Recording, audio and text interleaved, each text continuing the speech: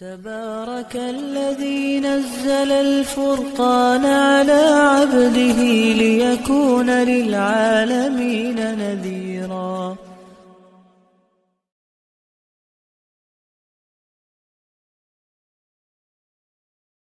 کتب ستہ کے چوتھے رکن امام ابو عیسیٰ ترمذی رحمہ اللہ ہیں. آپ ترمذ شہر میں پیدا ہوئے جو دریائے جیحون کے کنارے واقع ہے. ترمذ یہ خراسان کا ایک مشہور شہر ہے جو حالیہ ازبکستان میں واقع ہے. ازبکستان ایک ملک ہے جو روس سے آزاد ہوا ہے. خراسان ایک زمانے میں ارباب علم و فضل کا مرکز رہا ہے. تاریخ اسلام کے بے شمار نامور ارباب کمال اسی خاک سے اسی مٹی سے اٹھے. امام ترمذی رحمہ اللہ کا تعلق بھی اسی سرزمین سے تھا جیسا کہ ابن خلقان وغیرہ نے ذکر کیا.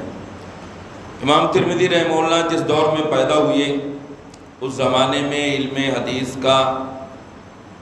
تمام عالم اسلام میں علم حدیث پھیل چکا تھا اور اس اعتبار سے خراسان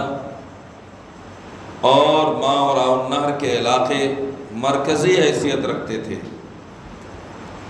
امام محمد بن اسماعیل بخاری رحمہ اللہ جیسے جلیل القدر محدث کی مسند علم وہاں بچ چکی تھی اور علم کے پیاسے جوک در جوک جماعت در جماعت اس طرف چلے آ رہے تھے. امام ترمذی رحمہ اللہ نے ابتدائی تعلیم کہاں حاصل کی اور کن اساتذہ سے استفادہ کیا اس کی تفصیل نہیں ملتی ہے. اس زمانے کا جو طریقہ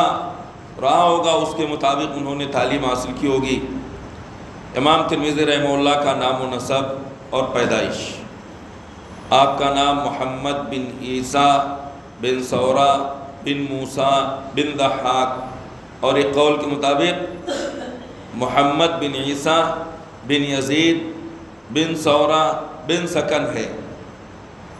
یہ مورخین کے ہاں اختلاف ہے.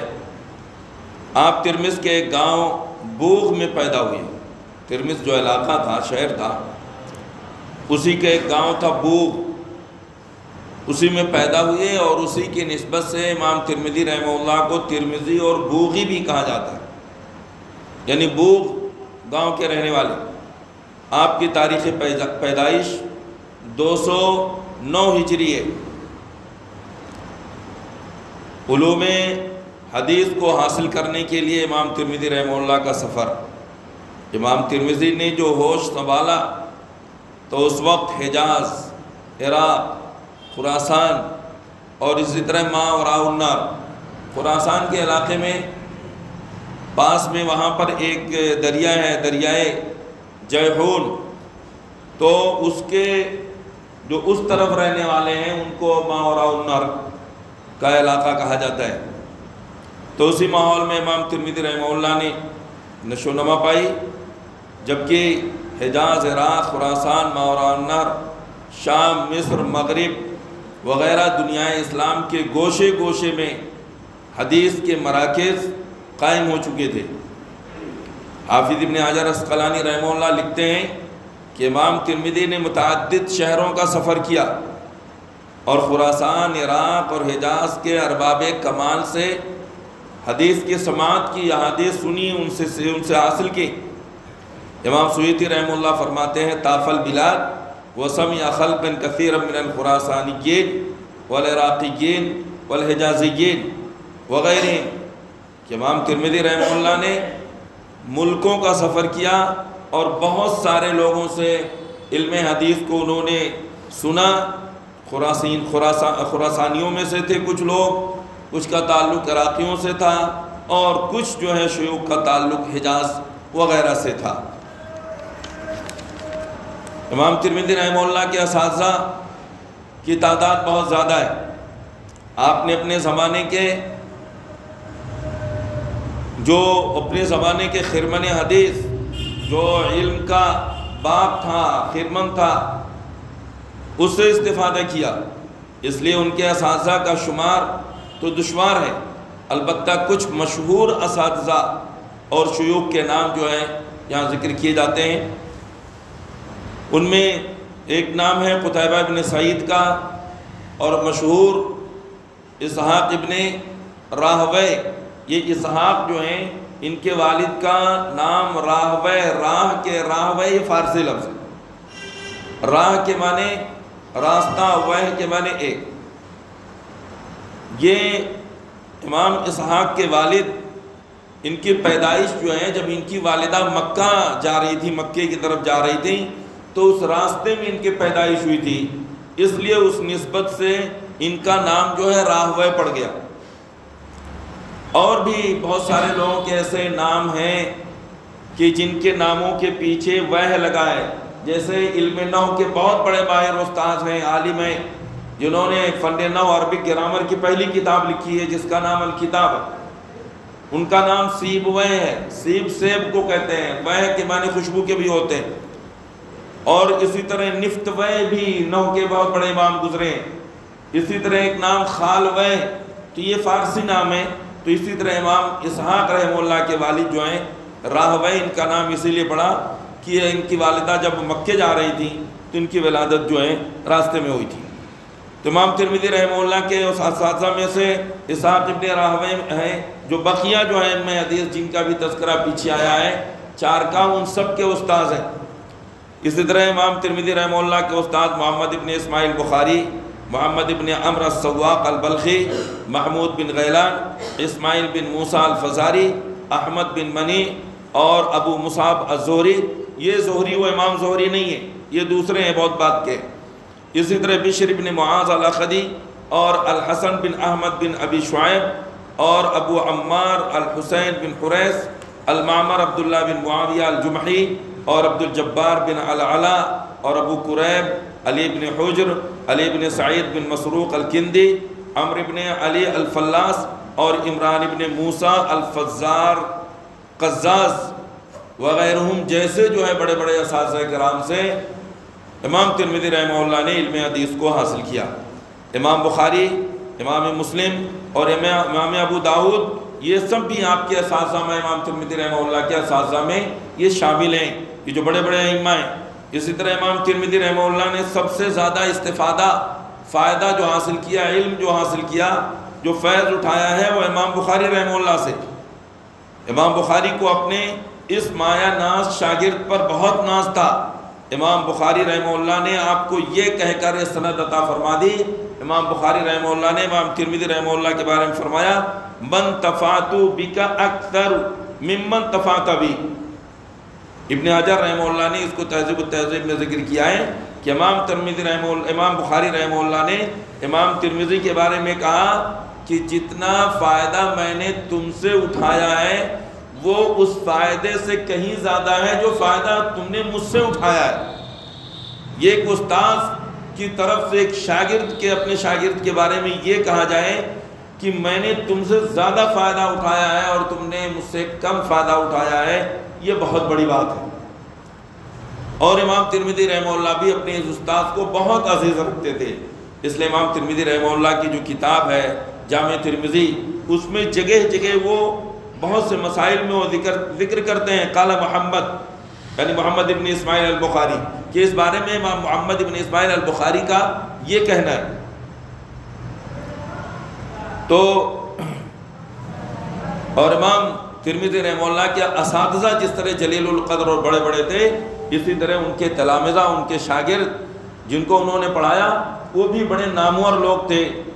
اس میں سے ہم کچھ کا یہاں پر ذکر کرتے ہیں جو اپنے زمانے کے فن کے ستون تھے، اساتین تھے، اور اسی طرح اصحاب علم و فضل تھے، اور اسی طرح آپ کے تلامذہ میں، شاگردوں میں بڑے بڑے جلیل القدر محدثین اور اساتین فن کے نام موجود ہیں۔ امام ترمذی رحمہ اللہ کے علمی کمالات نے ان کی ذات کو حدیث کے جو طالبین تھے، طلب کرنے والے تھے، ان کا مرجع بنا دیا تھا کہ سب ان کے پاس لوٹ کر آیا کرتے تھے، ان کے ہاں پہنچتے تھے۔ ان کے تلامذہ میں خراسان اور ترکستان کے علاوہ دنیا اسلام کے مختلف گوشوں اور خطوں کے رہنے والوں کے نام ملتے ہیں جنہوں نے امام ترمذی رحمہ اللہ سے علم حدیث کو حاصل کیا ہے۔ امام ترمذی رحمہ اللہ کا حادثہ بھی بہت غضب کا حادثہ تھا۔ امام ترمذی رحمہ اللہ کا حافظہ بہت قوی اور غیر معمولی تھا۔ آپ کے اساتذہ اور معاصرین نے آپ کے غیر معمولی حافظے کا اعتراف کیا ہے۔ امام ذہبی رحمہ اللہ نقل کرتے ہیں امام ترمذی رحمہ اللہ کا قول۔ امام ترمذی رحمہ اللہ فرماتے ہیں کنت فی طریق، کہ میں ایک سفر میں تھا، فکتبت جزئین من حدیث شیخ، تو ایک محدث کی احادیث کی میں نے 2 کاپیاں لکھی۔ کسی محدث کا کہ مجھے کچھ مل گئی کسی کے پاس احادیث، تو میں نے 2 کاپیاں ان کی تیار کی۔ فوجدتہ فسألتہ، پھر اسی سفر میں مجھے ان محدث سے میری ملاقات ہو گئی، تو میں نے ان سے درخواست کی کہ جو میں نے احادیث آپ کے لکھ رکھی ہیں دوسرے کے حوالے سے، میں اس کو بلا واسطہ آپ سے سننا چاہتا ہوں۔ تو انہوں نے ان کی درخواست قبول کر لی اور تیار ہو گئے کہ ٹھیک ہے، میں اپنی وہ احادیث جو ہے آپ کو سنا دیتا ہوں تاکہ براہ راست وہ احادیث آپ تک پہنچ جائے۔ تو امام ترمذی رحمہ اللہ فرماتے ہیں وَأَنَا أَظُنُّ أَنَّ الْجُزْئَيْنِ مَعِي، کہہ رہے ہیں کہ مجھے یہ گمان تھا کہ وہ جو 2 کاپیاں میں نے تیار کر رکھی تھیں، لکھی تھیں، وہ میرے پاس ہیں، لیکن اتفاق سے ایسا ہوا کہ ان 2 کاپیوں کی جگہ پہ 2 سادہ کاپی امام کے پاس چلی آئی۔ ہوتا ہے بہت ساری آدمی چیزیں رکھتا ہے ایک جیسے ملتی جلتی ہیں، اب وہ جو لینا تھا وہ نہ لے سکے اور دوسری جو سادہ کاپیاں تھیں وہ اپنے سامان میں رکھ لیا۔ کہ خیر فسألتہ، تو میں نے ان سے جب درخواست کی تو انہوں نے جو ہے درخواست میری قبول کر لی، اور میرے پاس 2 جو ہے کاپیاں تھیں، اتفاق سے دونوں کیا تھیں، وہ خالی تھیں، وہ سادہ کاپیاں تھیں۔ تو استاد جو ہیں جن سے وہ شیخ تھے ان سے درخواست کی تھی، وہ جو ہے وہ اپنے الفاظ، حدیث کے الفاظ مجھ پر وہ بیان کرنے لگے۔ فنظر فی یدی، ان کی نگاہ میرے ہاتھ کی طرف پڑی جو میری ہاتھ میں کاپیاں تھیں، اور وہ کاپیاں کیسے تھیں، خالی تھیں، سادہ تھیں۔ تو انہوں نے کہا اما تستحی منی، کیا تمہیں مجھ سے شرم نہیں آتی ہے؟ یہ تم مجھ سے درخواست کیا کہ میں نے احادیث یہ پہلے سے لکھ رکھی ہیں اور آپ سنا دیجئے، اور میرے سامنے بیٹھے ہوئی ہو اور سادہ کاپی لے کے بیٹھے ہو، تو مجھے شرم نہیں آتی تمہیں مجھ سے؟ تو کہہ رہے فعالمتہ بامری، تو میں نے اپنی جو صورتحال دے اس کے بارے میں ان کو، اس محدث کو میں نے آگاہ کیا کہ معاملہ ایسا ایسا ہوا، اور میں نے جو احادیث آپ کے لکھ رکھی تھی وہ جو ہے چھوٹ گئی ہیں، اور دھوکے سے میرے پاس جو ایسی کاپیاں آ گئی ہیں جو سادہ ہیں اور وہی میرے سامنے ہیں۔ اور کہتے ہیں وہ قلت احفظہ کلہ، کہہ رہے ہیں کہ آپ کی جو احادیث ہیں، آپ نے جو بیان کی ہیں، وہ سب مجھے زبانی یاد ہو گئی۔ انہوں نے کہا جو آپ نے پڑھ کے بھی سنائی ہے احادیث، وہ ساری کی ساری دونوں کاپیوں میں میرے پاس جو ہیں، وہ گھر پہ یہاں نہیں ہے، وہ آپ نے سنائی وہ مجھے یاد ہو گئی ہیں۔ تو انہوں نے کہا یہ قرأ، پڑھ کے سناؤ۔ فقرأتہ علیہ، کہہ رہے ہو میں نے اس ساری جو 2 کاپیوں میں وہ جو احادیث میں نے نوٹ کر رکھی تھیں اور یہاں ان سے میں نے سنا، وہ میں نے وہاں ساری سنا دی۔ فلم یصدقنی، تو ان کو مجھ پر یقین نہیں آیا کہ یہ کیسے ہو سکتا ہے کہ میں نے ابھی سنائی اور جو ہے فوراً سنا دیا بغیر کسی تیاری کے۔ وقال استظہرت قبل ان تجیء، کہہ رہے ہیں تم اس کو جو ایسا لگتا ہے کہ میرے پاس آنے سے پہلے تم نے زبانی یاد کر لی ہوں گی اور پھر میرے پاس آئے ہو۔ تو کہہ رہے میں نے کہا حدثنی بغیری، آپ ایسا کیجئے ان احادیث کے علاوہ آپ کچھ اور احادیث مجھے بیان کر دیجئے۔ اسی بہانے ان کو اپنے ان استاد سے اور بھی 40 احادیث ملی۔ فحدثنی ب40 حدیثا، کہتے ہیں پھر 40 احادیث انہوں نے اسی مجلس میں اور بیان کی جو میری پہلی والی کاپی میں نہیں تھی۔ ثم قال ہاتی، 40 حدیث بیان کرنے کے بعد صرف حدیث نے سند کے ساتھ انہوں نے کہا اب سناؤ۔ کہہ رہے فاعدتها علیہ ما اخطأت فی حرف، کہہ رہے میں نے وہ پوری 40 کی 40 احادیث میں نے اس مجلس میں دہرا دی اور سنا دی، اور کہیں مجھ سے ایک بھی چوک نہیں ہوئی، غلطی نہیں ہوئی۔ اللہ اکبر۔ یہ ہے امام ترمذی رحمہ اللہ کا حافظہ، اور اس سے غضب کا حافظہ امام بخاری رحمہ اللہ کا جو آپ اس سے پہلے سن چکے ہیں۔ تو ایسے لوگ تھے جنہوں نے علم حدیث کو اپنے سینوں میں محفوظ رکھا اور ہم تک منتقل کیا۔ یہ محسنین ہیں، ہمیں اپنے حق میں، اپنے لوگوں کے ساتھ ان کے حق میں بھی دعائیں کرنی چاہیے کہ ان کی محنتوں کے نتیجے میں آج جو ہے یہ کتاب و سنت کا علم جو ہے آج ہم تک پہنچا ہے۔ امام ترمذی رحمہ اللہ کی جو تبحر علمی، جو ان کے اندر علمی گہرائی تھی، وہ بہت کمال کی تھی۔ امام ترمذی رحمہ اللہ کے علم و فضل اور جلالت علمی کا اعتراف ان کے اساتذہ اور معاصرین نے کیا ہے۔ ان کے جو زمانے کے لوگ ہیں، حدیث ان کا خاص فن تھا امام ترمذی رحمہ اللہ کا، تفسیر اور فقہ میں بھی ان کو کمال حاصل تھا۔ اصل جو ان کا جس میں وہ جس کے اسپیشلسٹ تھے وہ علم حدیث، لیکن اس کے ساتھ ساتھ تفسیر اور فقہ کے بھی وہ امام تھے۔ جامع ترمذی نے انہوں نے ابواب تفسیر کے تحت قرآنی آیات کے متعلق جو احادیث نبوی صلی اللہ علیہ وسلم اور آثار صحابہ رضی اللہ عنہم جمع کیے ہیں، ان سے تفسیر کے متعلق ان کے علمی تبحر، علمی گہرائی کا اندازہ ہوتا ہے۔ فقہ میں بھی امام ترمذی کو خاص کمال حاصل تھا۔ امام ذہبی رحمہ اللہ فرماتے ہیں مات البخاری ولم يخلب بخراسان مثل ابی عیسیٰ فی العلم والحفظ والورع والزہد، کہ امام بخاری رحمہ اللہ کے انتقال کے بعد خراسان میں ابو عیسیٰ ترمذی کی مانند کوئی محدث پیدا نہیں ہوا۔ اتنے با کمال یہ ان کی شخصیت تھی۔ ابن حبان کہتے ہیں کان ممن جمع وصنف وحفظ وذاکر، امام ترمذی رحمہ اللہ ان ائمہ حدیث میں سے ہیں جنہوں نے حدیث کو جمع کیا اور کتابیں لکھی اور یاد کیا اور اس کے مذاکرے بھی کیے، اس کے دروس بھی قائم کیے، مجالس درس قائم کیے، لوگوں کو درس بھی دیا۔ امام ترمذی رحمہ اللہ اس کے ساتھ ساتھ انتہائی زاہد اور متقی آدمی تھے۔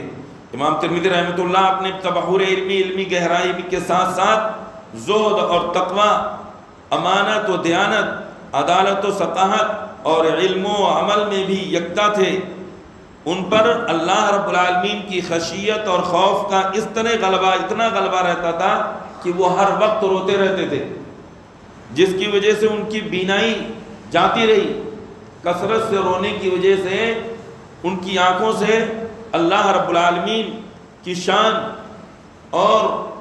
اس کی عظمت کا احساس یہ سوچ کر ان کی آنکھوں سے آنسو گرا کرتا تھا، جس کی وجہ سے ان کی بینائی جاتی رہی۔ اسی وجہ سے امام ترمذی رحمہ اللہ کے القاب میں سے ایک لقب الضریر بھی ہے۔ ضریر کہتے ہیں جس کی بینائی چلی گئی ہو، پہلے رہی ہو پھر ختم ہو گئی ہو۔ امام ترمذی رحمہ اللہ کا مسلک، امام ترمذی رحمہ اللہ امام بخاری رحمہ اللہ کے شاگردوں میں سے ہیں اور ان پر مجتہدانہ رنگ غالب تھا۔ علماء کرام نے بھی تصریح کی ہے کہ امام ترمذی خود جو ہے مجتہد مطلق تھے، کسی امام کی فقہ کی روشنی میں، اصولوں کی روشنی میں وہ اجتہاد نہیں کرتے تھے، بلکہ وہ ڈائریکٹ کتاب و سنت کے نصوص کو، قرآنی آیات اور احادیث کو سامنے رکھ کر وہ مسائل کا استنباط کرتے تھے اور مسائل بیان کرتے تھے۔ اور اس کی دلیل امام ترمذی رحمہ اللہ کی ایک خاص اصطلاح ہے، وہ اپنی صحیح جو ان کی جامع ترمذی ہیں وہ بہت سے مسائل میں وہ کہتے ہیں ان اصحابنا، کہ ہمارے اصحاب سے اس طرح کی بات ہے۔ ان اصحابنا کا مطلب ہمارے اصحاب سے مراد وہ محدثین کی طرف اشارہ کرتے ہیں کہ محدثین کے اس سلسلے میں یہ رائے ہے، انہی کو اپنا ساتھی، انہی کو اپنا استاد، انہی کو اپنا شیخ مانتے ہیں، دوست مانتے ہیں، گویا کہ وہ کسی فقہ کے پابند نہیں تھے بلکہ محدثین کے مسلک پر تھے۔ اسی لیے ان اصحابنا قال اصحابنا وغیرہ وہ کہتے ہیں۔ اور محدثین کا مسلک آپ کو معلوم ہے کہ اختلافی مسائل میں محدثین کتاب و سنت سے ثابت مسائل ہی کو ترجیح دیتے ہیں، وہ کسی خاص امام کی تقلید یا اس کی پیروی نہیں کرتے۔ امام ترمذی رحمہ اللہ کی وفات، امام ترمذی رحمہ اللہ کا 70 سال کی عمر میں 279 میں 279 میں انتقال ہوا۔ تصانیف، امام ترمذی رحمہ اللہ کی تصانیف میں جن کتابوں کے نام ملتے ہیں وہ در ذیل ہیں: کتاب العلل، کتاب المفرد، کتاب التاریخ۔ کتاب التاریخ جو ہے یہ موجود نہیں، مفقود ہے، ایک طرح سے یہ نہیں پائی جاتی ہے۔ کتاب الزہد بھی امام ترمذی رحمہ اللہ کی ہے، یہ بھی کتاب نہیں پائی جاتی ہے۔ کتاب الشمائل، شمائل ترمذی جس میں اللہ کے رسول صلی اللہ علیہ وسلم کے سراپا کو بیان کیا ہے، یہ بھی بڑی ممتاز کتاب ہے۔ جس طرح جامع ترمذی ہے، عام طور پہ جامع ترمذی کی نسخوں میں یہ جو ہے اس کے اخیر میں یہ شمائل بھی موجود ہے۔ اور اسی طرح سے کتاب الاسماء اور کتاب الاسماء والکنہ، یہ بھی کتاب نہیں پائی جاتی ہے۔ اور سب سے مشہور الجامع الترمذی، تو تین کتابیں بہت مشہور، الجامع الترمذی، کتاب الشمائل اور کتاب العلل۔ جامع ترمذی جو عام طور سے جس سے ہم امام ترمذی رحمہ اللہ کو جانتے ہیں وہ ہے جامع ترمذی، حدیث کی جس کتاب میں جیسا کہ پہلے بھی بات آ چکی ہے کہ 8 قسم کے مضامین بیان کیے گئے ہوں، اس کو جامع کے لقب سے یاد کیا جاتا ہے۔ اور 8 قسم کے مضامین کیا ہیں؟ وہ ہے اس میں سیرت، آداب زندگی، تفسیر، عقائد، فتن یعنی فتنوں سے متعلق احادیث ہوں، احکام و مسائل سے متعلق احادیث ہوں، اشراط قیامت کی علامات سے متعلق احادیث ہوں، اور مناقب صحابہ وغیرہ سے متعلق احادیث ہوں۔ ان ایسی کتاب کو جامع کہا جاتا ہے۔ جامع ترمذی اپنی تمام خصوصیات، ائمہ کرام کی تحقیقات اور اسی طرح تعاملات صحابہ کے مباحث کے ساتھ امام ترمذی کے ان کے علمی گہرائی اور ان کے نگاہ کے وسعت اور ان کے عمدہ اور بہترین فہم پر جو ہے یہ دلالت کرتی ہے، اور اس کتاب سے ان کے حافظے کا کمال معلوم ہوتا ہے، اور ایک ان کی یہ سمجھیے کہ ان کی صلاحیتوں کی یہ زندہ جاوید ایک یادگار جامع ترمذی۔ امام ترمذی سے پہلے حدیث کے کئی مجموعے مرتب ہو چکے تھے، جیسے صحیح بخاری ہے، صحیح مسلم ہے، اور سنن ابی داؤد ہے، مسند طیالسی ہے، سنن ابن ماجہ وغیرہ، یہ ساری چیزیں امام ترمذی رحمہ اللہ سے پہلے لکھی جا چکی تھی۔ اگر دیکھا جائے تو جامع ترمذی کے اندر ان تمام کتابوں کی خصوصیات کو بہت خوبصورتی کے ساتھ جمع کر دیا ہے۔ امام بخاری رحمہ اللہ کہ جس طرح وہ مسائل کو بیان کرتے ہیں وہ بھی اس میں چیز موجود ہے۔ امام ترمذی رحمہ اللہ تمام ایک موضوع سے متعلق ساری احادیث کو وہ ذکر کرتے ہیں، وہ بھی چیز موجود ہے، لیکن بہت خوبصورتی کے ساتھ۔ جیسے کسی مسئلے سے متعلق مان لیجیے اذان کا مسئلہ ہے یا اذان کی شروعات کب ہوئی، امام ترمذی رحمہ اللہ اس سلسلے میں 2-3 احادیث جو بنیادی ہوتی ہیں وہ تو ذکر کر دیتے ہیں، اور پھر اس کے بعد کہتے ہیں فی الباب عن فلاں، یعنی اس باب میں فلاں صحابی فلاں صحابی فلاں صحابی سے بھی حدیث مروی ہے، یعنی وہ پوری حدیث نہیں ذکر کرتے ہیں، بس صحابہ کا نام وہ ذکر کر دیتے ہیں کہ اس موضوع پر اذان سے متعلق جو ہے فلاں فلاں فلاں فلاں صحابی سے بھی احادیث موجود ہیں۔ تو اس طرح دیکھیے اس حدیث کو ذکر نہیں کیا، جس طرح کہ امام مسلم رحمہ اللہ وہ ساری حدیث کو ذکر کرتے ہیں، انہوں نے ذکر نہیں کیا، اشارہ کر دیا، کیونکہ اگر یہ ذکر کرنے جاتے تو ان کی کتاب جتنی ہے اس سے کہیں زیادہ ضخیم ہو جاتی۔ اگر ساری کتابوں کی خصوصیات جو ان کی تھیں مکمل ذکر کرتے تو بہت موٹی ہو جاتی کتاب، تو بہترین انداز میں انہوں نے اس کو ترتیب دیا ہے۔ امام ترمذی سے پہلے حدیث کے کئی مجموعے مرتب ہو چکے تھے، جیسے مثلا موطا امام مالک ہے، مسند ابو داؤد طیالسی ہے، صحیح بخاری، صحیح مسلم، سنن ابن ماجہ، سنن ابن ابی داؤد، اور ان کے علاوہ کئی اور بھی کتابیں اس وقت لکھی جا چکی تھیں، لیکن امام ترمذی نے جامع ترمذی جب تالیف کی، اسے لکھا تو ایک نئی راہ الگ نکالی اور ایسی خصوصیات پیدا کی جن سے ان سے پہلے کی کتب جو ہیں کتابیں خالی تھیں۔ اس لیے جامع ترمذی جو ہے اس سے یہ علم حدیث کو سکھانے والی کتاب، اگر کوئی جامع ترمذی کو پڑھتا ہے تو مسائل کو سمجھنے میں کہ کس طرح مسائل حدیث سے نکالے جاتے ہیں اس کا بھی پتہ چلتا ہے۔ وہ رجال پر بھی گفتگو کرتے ہیں، علل پر بھی گفتگو کرتے ہیں، حدیث اور حدیث ضعیف، حسن اور اسی طرح منکر، غریب، ساری چیزوں کا تذکرہ کرتے ہیں۔ تو ایک طرح سے علم حدیث کو سکھانے والی یہ کتاب ہے۔ جامع ترمذی کی خصوصیات پہ میں مختصر اور روشنی ڈالوں گا۔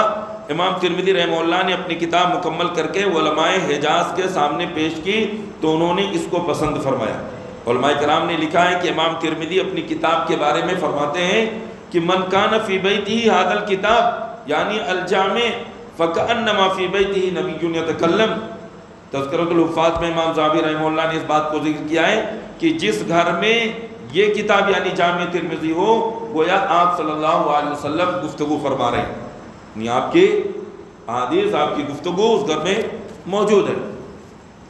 جامع ترمذی کتب ستہ جو 6 کتابیں ہیں ان میں چوتھے نمبر پر ہے، لیکن اپنی خصوصیات کی وجہ سے اس کا افادہ کتب ستہ کی تمام کتابوں سے زیادہ، یعنی اس سے جو علمی فائدہ حاصل ہوتا ہے وہ دیگر کتابوں کے مقابلے میں بہت زیادہ ہے۔ اس لیے امام شاہ ولی اللہ محدث دہلوی رحمہ اللہ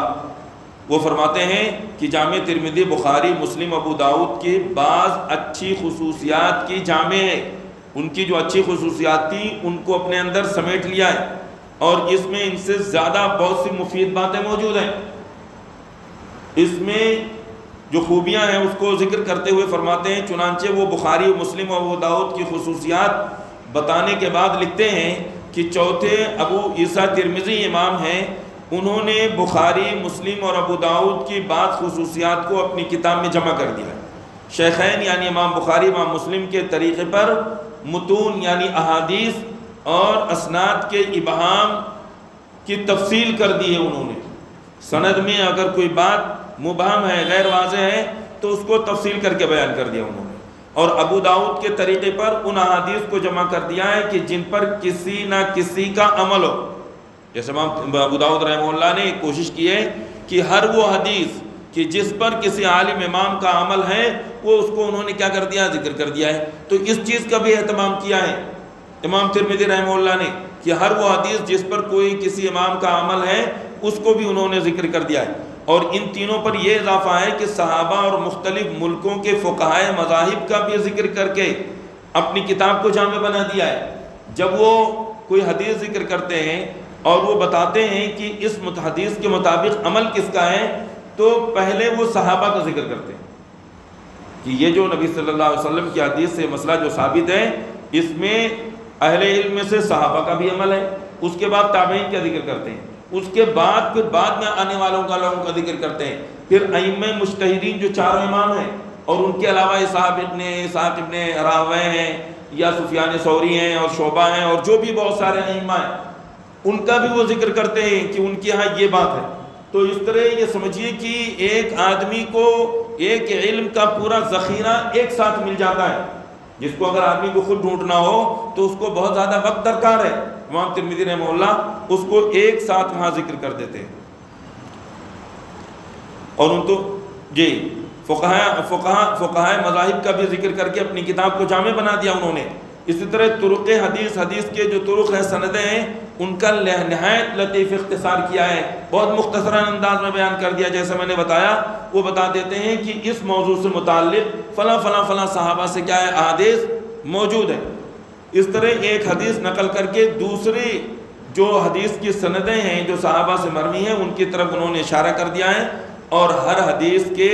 جو عیوب ہیں اور ہنر جو خوبی ہیں اس کو بھی ظاہر کر دیا ہے کہ حدیث صحیح ہے تو لکھ دیتے ہیں ھذا حدیث صحیح، حسن صحیح، حسن غریب، ساری چیزیں وہ حدیث کے بعد فوراً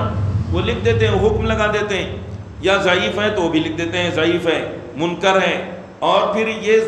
ضعیف ہونے کی وجہ کیا ہے، جیسے بتا دی حدیث ضعیف ہے کیونکہ اس میں ایک راوی فلاں جابر جوفی ہیں، ابن لہیہ ہیں، مختلف لوگوں کا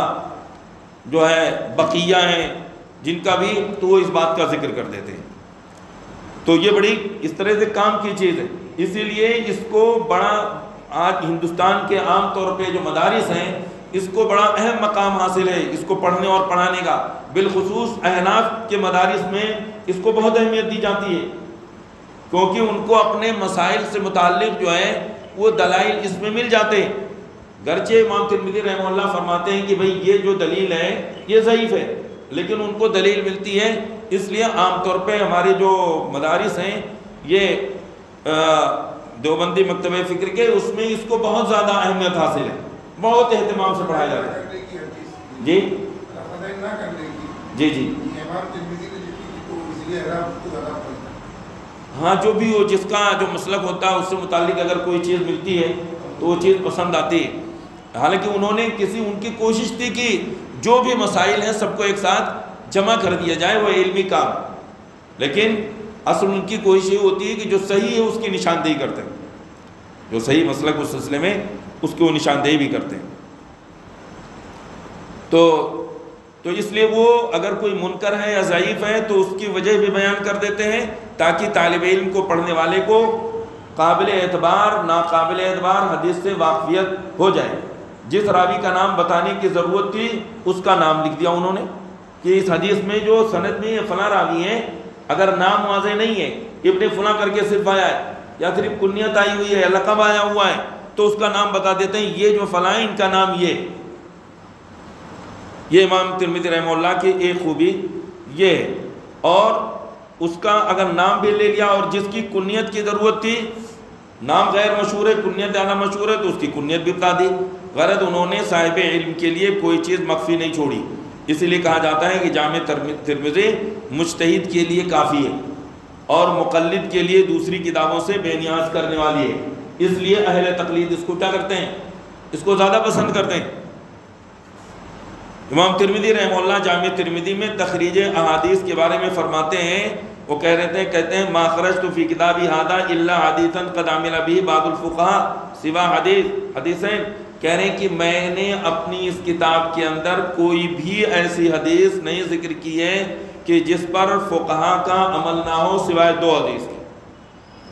کہ اس میں 2 احادیث ایسی ہیں کہ جس پر کسی امام کا عمل نہیں ہے۔ ایک وہ حدیث ہے جس میں یہ ہے کہ آپ صلی اللہ علیہ وسلم نے فرمایا فَإِن شَرِبَ فِي الرَّابِعَةِ فَاقْتُلُوهُ، کہ اگر کوئی آدمی 4 بار اسے جو ہے 3 بار کوڑے لگائے جا چکے ہیں شراب پینے کی وجہ سے، پھر شراب پی رہا ہے تو اسے قتل کر دو۔ تو کہہ رہے ہیں یہ ایسی روایت ہے کہ اس پر کسی کا عمل نہیں ہے۔ یا اسی طرح ایک اور حدیث ہے کہ آپ صلی اللہ علیہ وسلم نے ظہر اور عصر کی نماز کے درمیان جمع کیا، یعنی ایک ساتھ ان کو مدینے میں آپ نے جو ہے جمع بین الصلاتین کیا، من غیر خوف ولا سفر، حالانکہ وہ کوئی خوف کا بھی موقع نہیں تھا کہ دشمنوں کا حملہ ہوا ہو، یا کوئی سفر بھی نہیں تھا، مدینے میں تھے تو مدینہ تو آپ کا شہر تھا، سفر کا مسئلہ ہی نہیں ہے، لیکن اس کے باوجود بھی آپ نے ظہر اور عصر کو دونوں کو ایک ساتھ ملا کے پڑھا۔ تو کہنے یہ 2 ایسی حدیث ہیں کہ جن پر جو ہے علماء اور فقہاء میں سے کسی کا عمل نہیں ہے، ورنہ کوئی بھی ایسی حدیث نہیں ہے جو میں نے اس کتاب کے اندر ذکر کی ہے کہ جس پر جو ہے لوگوں کا عمل نہ رہا۔ جامع ترمذی کی شروحات جو شرحیں لکھی گئی ہیں، جامع ترمذی کی اہمیت، افادیت، خصوصیات کی وجہ سے علماء کرام نے اس کے ساتھ بہت توجہ دی ہے، بڑا اہتمام اس کا کیا ہے، اس کی شرحیں لکھی ہیں، حواشی لکھے، مختصرات مرتب کیے، اس کی جو ہے مشکلات کو حل کیا ہے، اس کے مختلف الحدیث اس پر بیش قیمت ذخیرہ جو ہے فراہم کر دیا ہے، اور چند مشہور و متداول اس کی جو شروع ہیں وہ ہم یہاں پہ ان کا نام لے رہے ہیں، جیسے عارضۃ الاحوزی، یا حافظ ابو بکر محمد بن عبداللہ المعروف ابن العربی کی یہ جامع ترمذی کی شرح عارضۃ الاحوزی، پھر دوسری ہے قوت المقتضی، یا علامہ جلال الدین سیوطی رحمہ اللہ کی ہے، تیسری ہے ہدایت اللوزعی، یہ کل جنہوں نے سنن ابی داؤد کی شرح لکھی ہے علامہ شمس الحق دیانوی عظیم آبادی رحمہ اللہ، یہ ان کی الہدایت اللوزعی بنکات الترمذی، یہ ان کی ہے علامہ شمس الحق عظیم آبادی رحمہ اللہ کی۔ اسی طرح العرف الشذی ترمذی کی شرح ہے، مختصر شرح ہے جس کو انور شاہ کشمیری رحمہ اللہ نے اس کو لکھا ہے۔ اسی طرح سب سے اس کی جو مشہور شرح ہے اور اپنی مثال آپ ہے جس سے سب لوگ استفادہ کرتے ہیں، ہر مکتب فکر کے ماننے والے اس کو جو ہے اس سے استفادہ کرتے ہیں، جامع ترمذی کو پڑھنے پڑھانے میں، اس کو سمجھنے میں، وہ تحفۃ الاحوزی ہے جو ابو العلا اور محمد عبد الرحمن اور مبارک پوری رحمہ اللہ کی جو کتاب ہے تحفۃ الاحوزی فی شرح جامع ترمذی ما مقدمتی تحفۃ الاحوزی۔ تحفۃ الاحوزی کا مختصر تعارف پیش کر کے اپنی بات میں ختم کرتا ہوں کہ یہ شرح بڑے سائز کے پہلے 4 جلدوں میں چھپی تھی، لیکن اب جو متوسط سائز کے عام جو سائز ہیں کتابوں کا، اس میں یہ 11 جلدوں پر یہ کتاب لکھی ہے، 11 ویلومز ہیں، اور جس میں سے ایک جلد میں مقدمہ ہے جو عبد الرحمن مبارک پوری رحمہ اللہ نے پوری ایک جلد میں پورا جو ہے علم حدیث وغیرہ کے تعلق سے لکھا ہے، وہ مقدمہ ہے۔ اس میں محدث مبارک پوری نے جامع ترمذی کے راویوں کا ترجمہ، احادیث کی تخریج، تصحیح و تحسین میں امام ترمذی کا جو تساہل احادیث کو صحیح قرار دینے میں اور اسی طرح ان کو ضعیف قرار دینے میں امام ترمذی رحمہ اللہ کے ہاں تھوڑا تساہل پایا جاتا ہے، یعنی وہ دقت نظر، وہ باریکی جو اور سابق ائمہ کے ہاں ہے وہ ان کے ہاں نہیں ہے۔ تو انہوں نے جو شرح لکھی ہے تو اس کی جانب بھی، اس کی بھی وضاحت کر دی ہے، اور اس شرح میں اختلاف مذاہب کی، جو مذاہب مختلف مسالک کا جو اختلاف ہے اس کا بھی ذکر ہے، اور ہر مسلک کی جو دلیل ہے جو پیش کی ہے، پھر اس دلیل کی کیا حیثیت ہے اس کو واضح کیا ہے۔ بھائی جتنے بھی مسالک کے ماننے والے ہیں ہر ایک کے پیچھے کچھ نہ کچھ کیا ہے، دلیل ہوا کرتی ہے، لیکن اس کی حیثیت کیا ہے، وہ دلیل اس لائق ہے کہ اس سے دلیل پکڑا جائے۔ بہت ساری دلیل ایسی پیش کی جاتی ہے کہ وہ صحیح سند سے وہ چیز ثابت نہیں ہے، جیسے رفع الیدین کے سلسلے میں بہت سارے لوگ ایسی باتیں کتابوں میں لکھ دیتے ہیں کہ رفع الیدین کا اس لیے حکم دیا گیا کہ صحابہ جب نماز پڑھنے آتے تھے تو بت لے کے آیا کرتے تھے، بغلوں میں لے کے آتے تھے تو رفع الیدین کا حکم ہوا کہ تاکہ بت گر جائیں، اور اس کے بعد لوگ منہ میں لے کے آ جایا کرتے تھے تو آمین ان سے کہلوائی گئی۔ تو اب یہ جو ہے بے سر و پیر کی باتیں ہیں، اس کا جو ہے کہیں کسی سے کوئی تعلق ہی نہیں۔ اور پھر وہی بتایا میں نے کہ جو چیزیں کتاب و سنت سے ہٹ کے ہوتی ہیں ان میں بیوقوفی شامل رہتی۔ اب یہ سوچے صحابہ کرام جنہوں نے توحید کے لیے، دین کے لیے سب کچھ قربان کر دیا،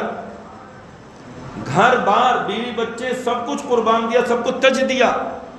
وہ نماز پڑھنے آئیں گے تو اپنے بغلوں میں بت لے کے آئیں۔ جنہوں نے مکے کو چھوڑ دیا صرف دین کی خاطر، وہ مدینے میں نماز پڑھ رہے ہیں تو بغلوں میں بت لائیں گے، اور بت سے اتنی محبت کہ بغل سے جب گر گئے تو منہ میں رکھ کے لے آ رہے ہیں۔ یہ کتنا بڑا الزام ہے۔ لیکن بہرحال